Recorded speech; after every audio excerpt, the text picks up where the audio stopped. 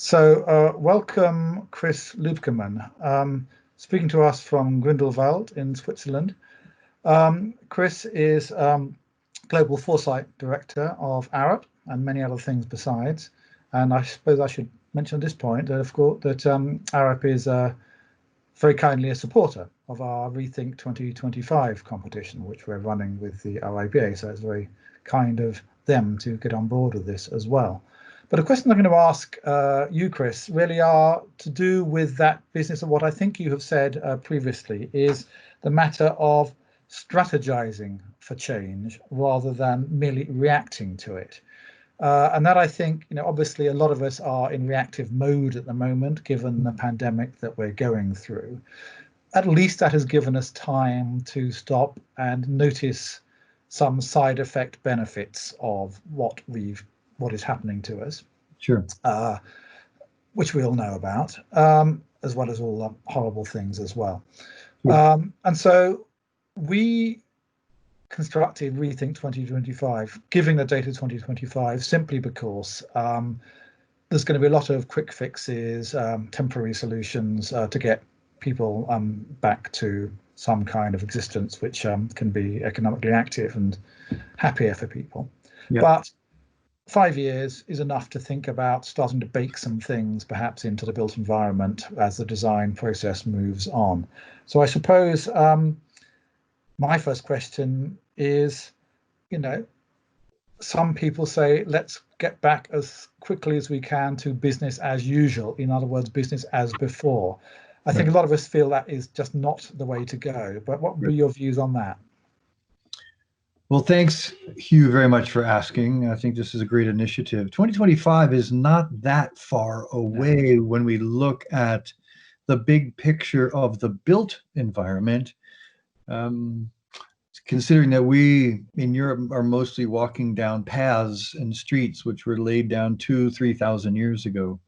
So 5 years is just a blink, and in geologic time, it's not even a blink. So I want to just temper that first.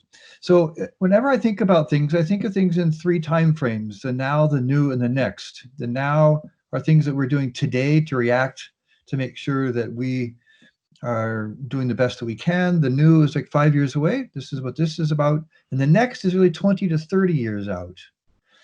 And so I have of 2 minds, actually, Hugh. On one hand, I don't think this is going to matter at all. On the other hand, I think it's going to be profound, and the truth, whatever that means, will lie somewhere in between.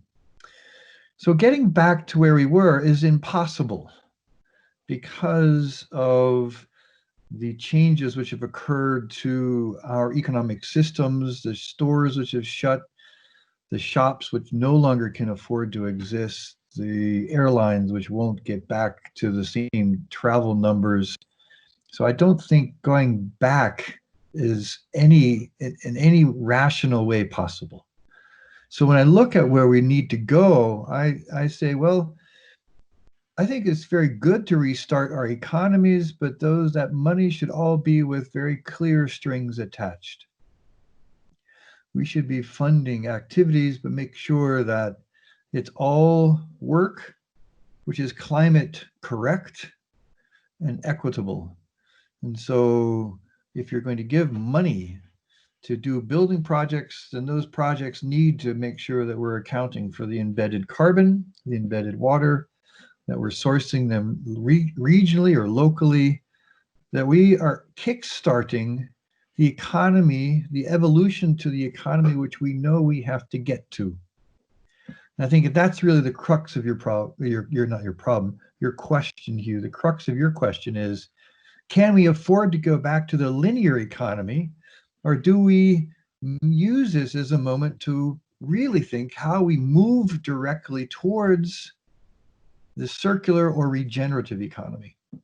And I think it's the latter, and in no way is it the former. And do you think that the fact that we've had this extraordinary moment of pause across the world has made moving towards that target easier? That's a really great question. The idealist in me will say, of course, how can it not be? the pragmatist in me says, well, habits are very difficult to give up. So I think we will see, I think what I really think we will see parts of our behavioral patterns, which we have discovered are more convenient, more effective, more efficient with video and online. And we will find parts and reinforce parts which we feel we're truly missing out by not being in the physical presence with another individual. And I think for example, structured interaction is easily executed with Zoom or Teams or through a mediated method. Unstructured is much more difficult. Mm. And so I think what we will, I hope, this is Chris's hope, that we will value our time more carefully. Now, when we decide that we're going to commute an hour to a half-hour meeting, that we're going to go, actually, is that truly a 3-hour value? Or could we just do it as effectively, efficiently with that Zoom or Teams? And I do believe that's not going to go back. I mean, I really don't think. For example, I was meeting with an architect here in Zurich last week, where all of their project meetings are now through Zoom. And he said none of the subcontractors want to go back to the old way of driving in, sitting around a table for their 3 minutes of glory. They're all like, hey, this Zoom method is by far more effective, more efficient, and we don't ever want to go back to that old way. At the same time, Thomas told me, he said, when we have something tough to work out, we still need to come and sit together in the room with proper separation at the moment, holding the plans and the model in our hands. And so that, when you really need to work something out, that unstructured time, you still need to come together. And then comes the matter of human social interaction, for instance, a football stadium. Can you imagine at the moment how that would work? Obviously, people are playing in empty grounds, but people tended to not reject technology because you can see the football better on the television. That's been the case forever, than you can in the stadium. But nonetheless, obviously, the going to the football match in the stadium is a huge thing. So that human coming together is important. Hard to see quite how that might adjust itself.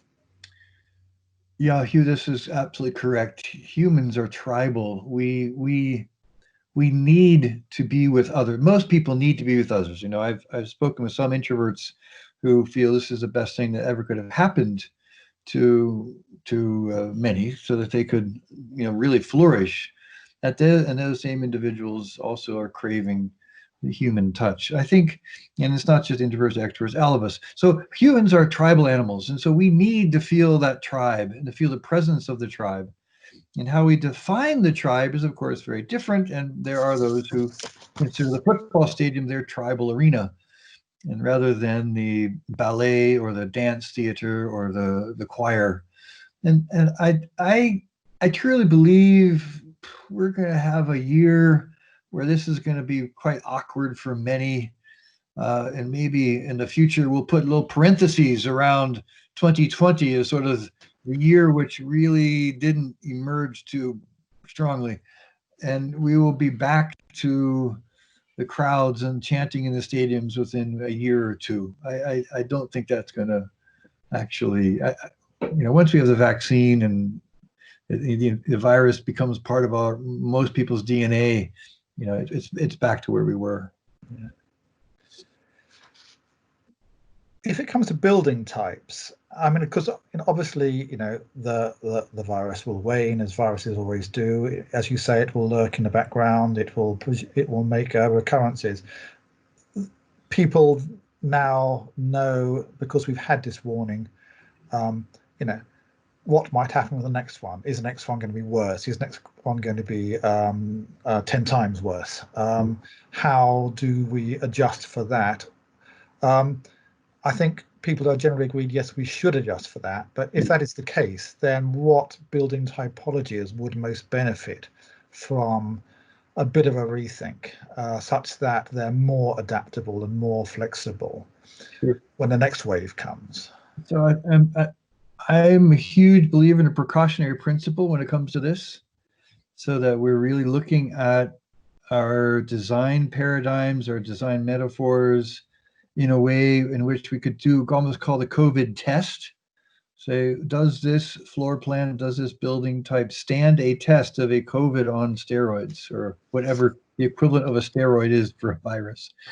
You know, and so that we're not designing in obsolescence, right? So does that mean then corridors will need to have the capability of being a certain width? For example, in hotels, if you look at the grand hotels of yesterday, they're all very capable currently to have, stay with the sanitary standards which the departments of health are giving us, but the modern hotels really can't. And so maybe that's one building type we need to look at. Schools, of course, the one-way system which many are implementing helps keep the flow so we're not getting these.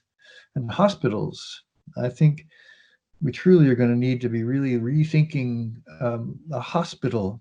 And I think Arup has been doing some great work, and others, I know, other architectural firms have been doing some great work on what does this mean to be able to ramp up or to spin up, the kinds of facilities which are required during a pandemic. And I would even say that public space could be rethought in light of this. For example, sidewalk widths. Do we really need to truly take away some of the streetscape and put into sidewalk scape so that we can make sure that we get enough space? So I have to say, Hugh, I haven't given a whole lot of deep thought to this, but I think this is something all of our professions should be doing, and what I think this competition is also about. So we can really see what people think about, and they're clever. Let's get the cleverness of the crowd working on this one. Well, we are clever people as a species, so one would hope so. Yeah, you mentioned the public realm there, and I think this has a bearing on a lot of design outside of buildings and also outside of transport hubs, and in the design of transport hubs themselves. You've got take a city like London, which has got the oldest subway system in the world, with some terrifyingly narrow platforms. At peak times, it's astonishing that there aren't more accidents which take place. When you've got an ancient infrastructure like that, it's very hard to know what to do with it to make, obviously, at the moment it's hard. It will become easier, but I guess that's going to have to go forward into the planning of transport of all kinds, and where we sit around and where we linger. Yes, absolutely. I think you're absolutely correct on that, Hugh. And I think this is where, if we think back to when we were trying to come up with clever ways to cool down the tube when it became so miserably hot, I guess it was 10, 12 years ago, when it was unbearable. And we're still confronting with this challenge. And I think it will be the same with our transport hubs. This is the kind of thing which we need many to come and sit down around the proverbial digital table and swap ideas about what's possible. And I'm quite fascinated with the capability of contemporary modeling to be able to, with our crowd modeling, be able to say, well, what would happen if we have an infected person? How do we truly maintain a limited, how do we limit the possibility with the crowd modeling, with the computational fluid dynamic modeling? We can put all that together and truly begin to play through scenarios, design scenarios that could help us understand what we might or might not be able to do. And some of the solutions might actually be counterintuitive. This is the kind of the interesting thing with this. Sometimes it's counterintuitive what we need to do.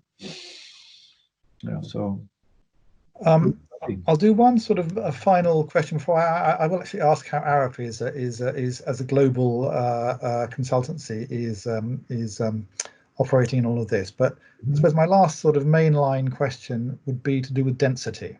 Yes. Particularly with housing density. Yeah. One wonders whether there might be a flight to the suburbs, a kind of broadacre city approach starting to reassert, garden city approach starting to reassert itself more, which obviously is tends to be a low density solution. Clearly, going back to Victorian times, why did the Victorians lay out parks and things? It was to sort of provide air and space away from disease-ridden slums and so forth. So that memory remains within us. Yes. And so there's a slight feeling in the air at the moment that high density is perhaps bad, which I think is perhaps something which needs to be addressed. Yeah. Okay. This is Chris's opinion. This is not an Arup opinion. Yes. And I'm sure some of my colleagues would agree with me, and I'm sure some of them would disagree. I believe density is the only way forward when we're looking at the housing requirements of the anticipated population growth of the world. We cannot afford to build over all of our farmland. It's just irrational to think that paving over our best, most productive land is a logical and rational thing to do.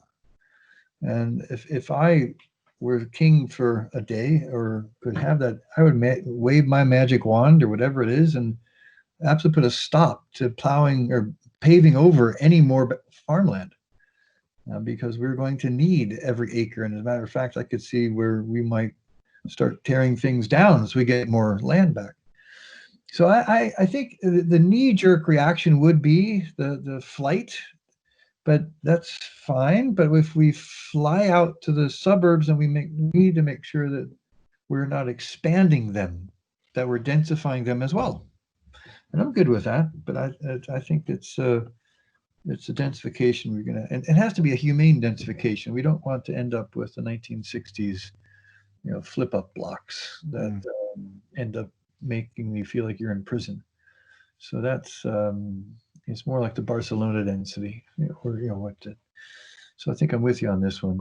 But I'm concerned about it, Hugh, because with autonomous vehicles, it becomes much easier to project that image of I get into my vehicle or my shared vehicle, I go to sleep, and an hour and a half later, I arrive where I need to be.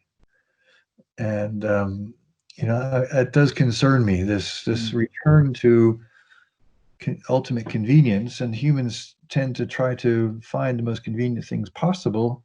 So I think the only thing we really need, one of the things we have to do is start getting the embedded costs into everything that we do, all the secondary and tertiary costs, the impacts on the environment, the impacts on our global health, that we get that into the costing system, which is part of the regenerative economy, not the linear economy. And I come back to your very first question, which is, with the reset, can we help propel ourselves into a deeper consideration of the circularity principles? And then if it makes sense to go to the suburbs when it's a circular economy, then so be it. But if it doesn't, then we should not. Okay, Chris. Well, I think that's probably a good point at which to end our recording. So, Chris Luebkeman, Arup Foresight Leader, thanks very much for talking to us today. And it's one of our interviews around Rethink 2025. And enjoy your time in Switzerland. Thank you very much. You're very welcome.